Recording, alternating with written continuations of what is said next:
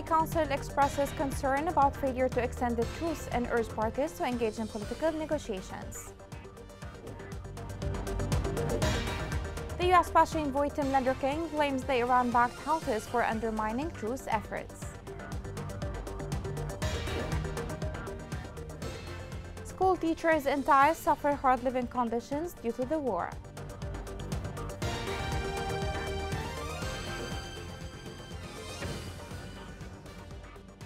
Welcome to Yemen Today TV. This is the English news with me, Rushan Fuad.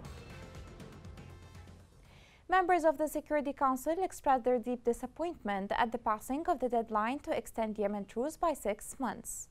The Council reiterated that returning to engaging in negotiations and reinstating truce is the route to permanently ending the war and resolving Yemen's humanitarian and economic crisis.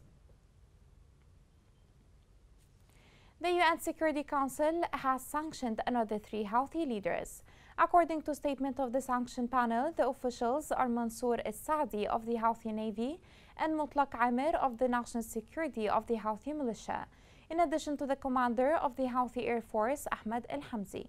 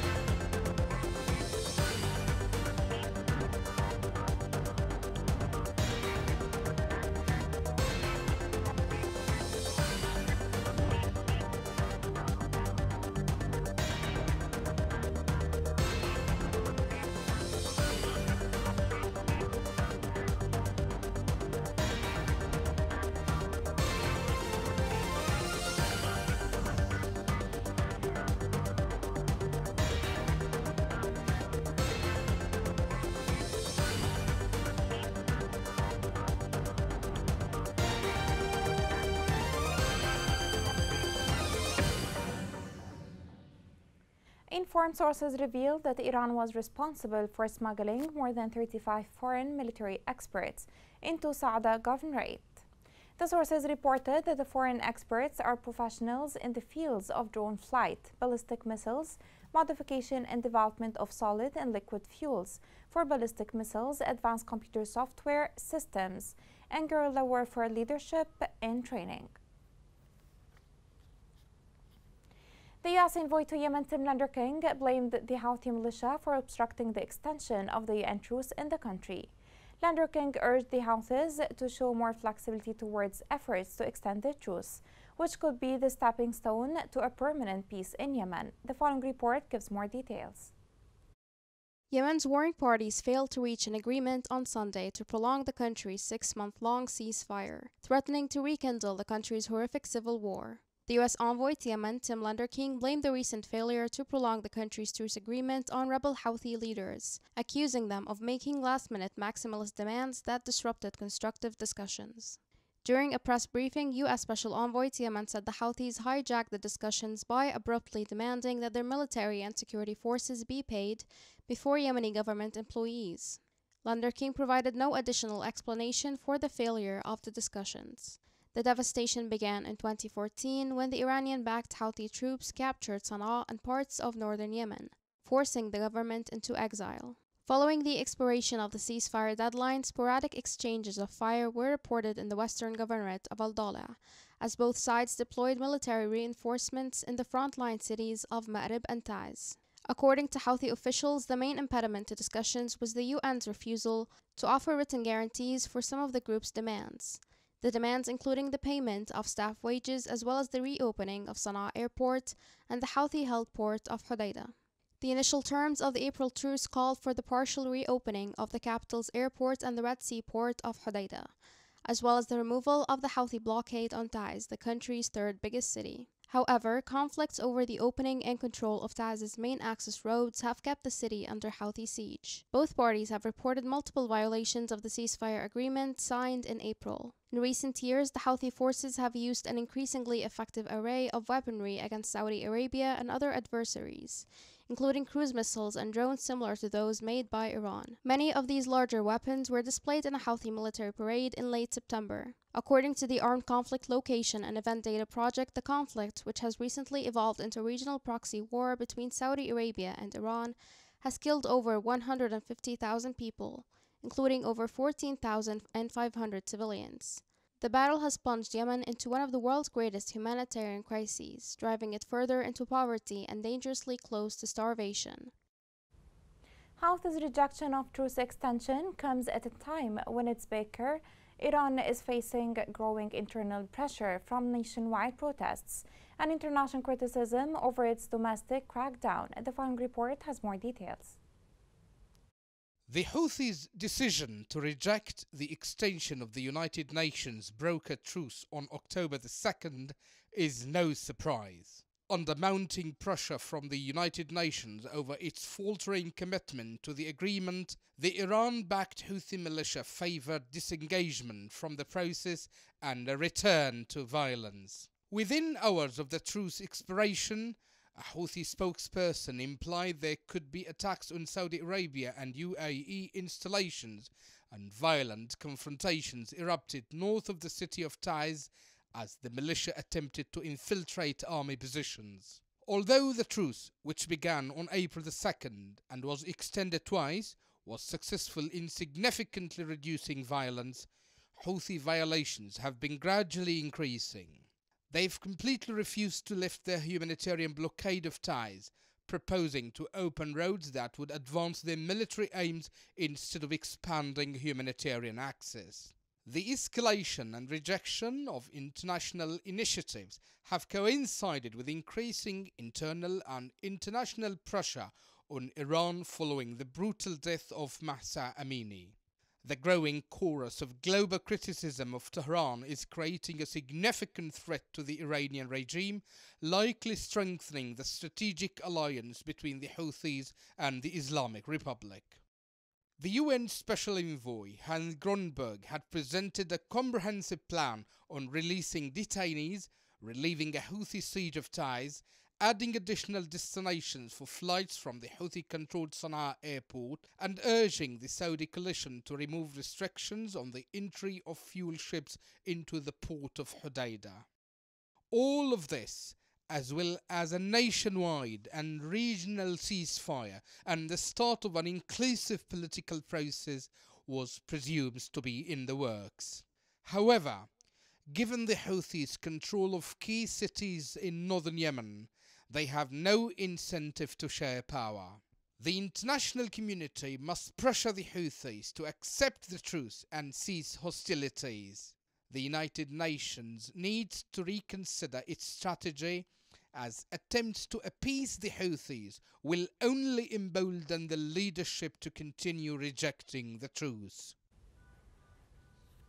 The Yemeni government condemned Houthi threats to attack oil ships and called for international action to stop the rebels from damaging civilian infrastructure and power sources. Yemeni Foreign Minister Ahmed Awad bin Mubarak described the threats as criminal and terrorist activity, adding that it is crucial that the world understands how this terrorist organization operates and disregards international laws. On this respect, the Ministry of Transportation urged foreign shipping companies to continue their operations despite Houthi demands that they stop movements of the country's oil.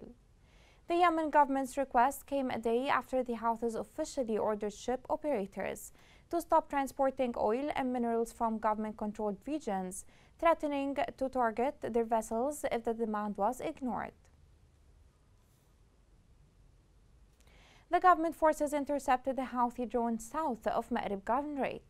The media center of the armed forces said that the incident came less than 12 hours after the army forces downed another drone east of Taiz. Worth mentioning, the Houthi drone is the third that has been intercepted since the announcement of failure to extend the truce. 2 members of the Houthi militia were killed in a military operation carried out by the joint forces and the southern resistance on the Hajar front northwest of Al-Dala. Field military sources stated that units of the joint forces and the southern resistance targeted a Houthi position in Sarara, during which they were able to kill 2 militia members. The forces forced the rebels to flee after the killing of 2 of its members and incurring heavy losses in equipment. An explosive device exploded in a civil car in Taiz city.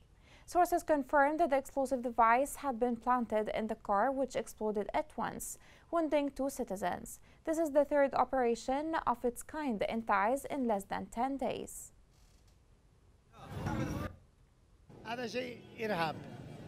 This is an act of terrorism. I do not know who has done that. Authorities are able to detect the one behind that through the cameras. I do not accuse anybody. I do not have any enemies.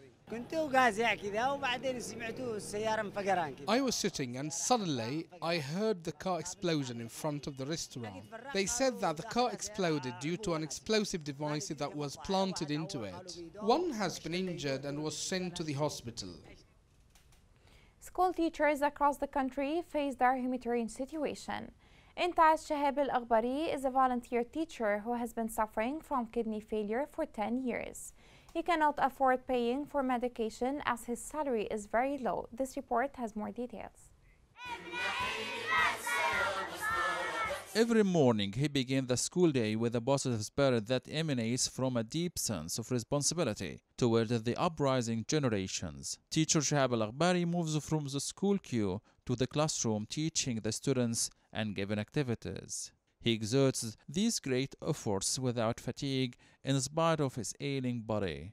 In the Teachers' Day, they have to give teachers their rights. The salary is very low. We call on the authorities to raise salaries of teachers and to credit their positions. The teacher is the basis for these young people who will be coming generation.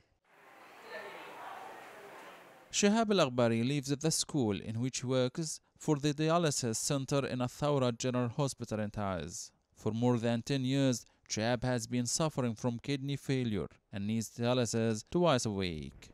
Despite that, the disease did not deter the teacher from assuming his responsibility. Teacher Shihab Al-Aghbari is one of the patients diagnosed with kidney failure. Come to run dialysis twice a week for more than 10 years on. He is a volunteer teacher who works in the service of our students in Salah ad-Din school.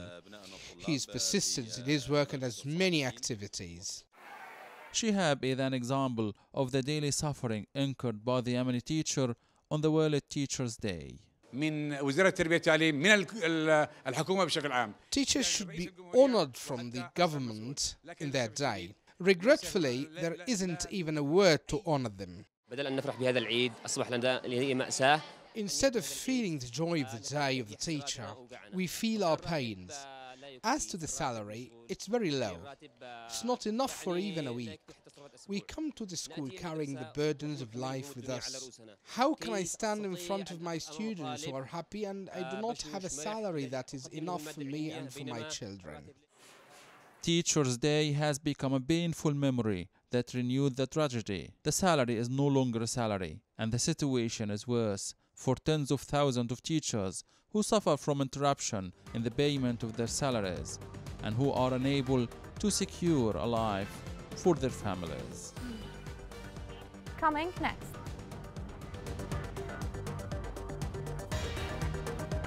New report warns that Yemen is facing a looming environmental battle amid the conflict.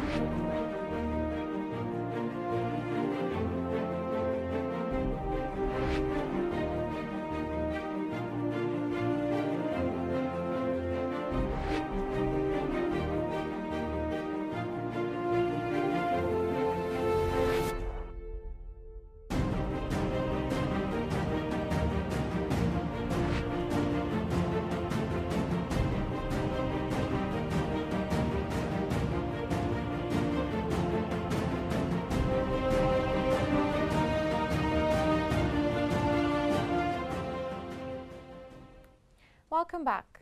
A human rights organization revealed the death of dozens of children with cancer in Sana'a due to a corrupt dose of treatment during the past week. The YEMEN Organization for Combating Trafficking in Human Beings stated that the Ministry of Health handed an expired dose of treatment to patients after amending validity date at the Kuwait Hospital for Children with Cancer.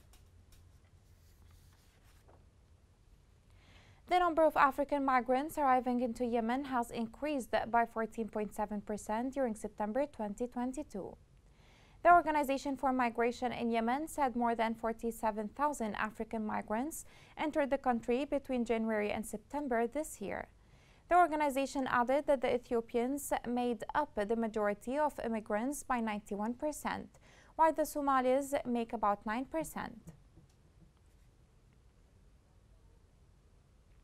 The Houthi militia in Sana'a began imposing coercive measures against merchants to extract a percentage of their money.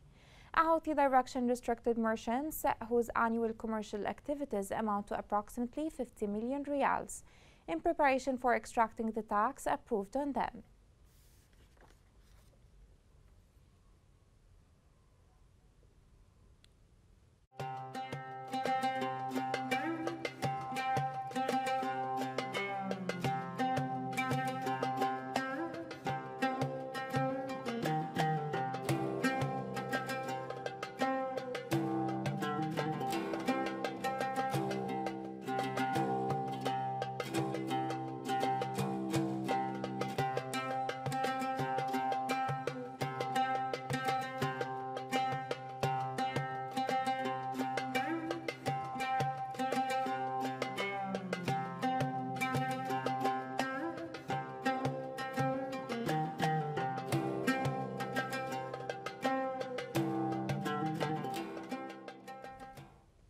A recent report has warned that Yemen would face a looming environmental disaster.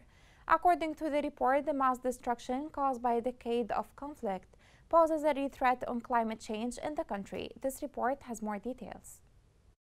Climate change, along with widespread environmental devastation caused by over a decade of fighting, threatens to worsen Yemen's already existing conflicts. The violence has resulted in the depletion of vital resources such as water and agricultural land, as well as the loss of livelihoods and forced displacement. In its new report, Risking the Future, Climate Change, Environmental Destruction and Conflict in Yemen, the Center for Civilians in Conflict, or CIVIC, warns that these factors can potentially lead to new conflicts in Yemen. According to the report's author, even if the fighting in Yemen were to stop today, Yemenis would have to prepare for a new battle, the struggle against climate change. For decades to come, the country's land and water supplies will wear the environment's wounds of conflict. According to a study by CIVIC, the cumulative impacts of climate change and environmental degradation induced by combat are endangering Yemenis' rights to life, food, and water. People in Yemen are frequently compelled to relocate due to a lack of natural resources and livelihoods, and tensions may arise between the displaced and host groups, leading to local disputes and conflicts. This, however, is not a new problem in Yemen. Access to water and land was identified as a major source of conflict as early as 2010. This is likely to worsen as warring parties have directly attacked food and water infrastructure, as well as threatened farmland and water sources by laying landmines on or near these critical resources. Women, children, and displaced people are especially exposed to climate change, resource constraints, and other threats. Women and girls, who are largely responsible for obtaining water, must walk great distances and are more likely to stumble on landmines. CIVIC urges the Yemeni government to establish mechanisms to effectively manage water and food resources, to address water and land scarcity caused by landmines, and to develop a process for resolving community-level conflicts over resource sharing. CIVIC further urges the Office of the Special Envoy of the Secretary General for Yemen to include and prioritize a strategy to address the impact of climate change, environmental degradation, and resource shortages conflicts in any peace process. Here is a reminder of the main headlines. Security Council expresses concern about failure to extend the truce and urges parties to engage in political negotiations. The U.S. Special Envoy Tim King blames the Iran-backed Houthis for undermining truce efforts.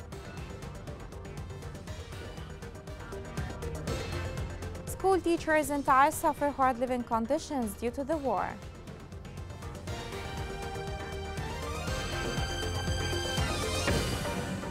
This is the end of the news. It was Rushan Fouad. See you soon.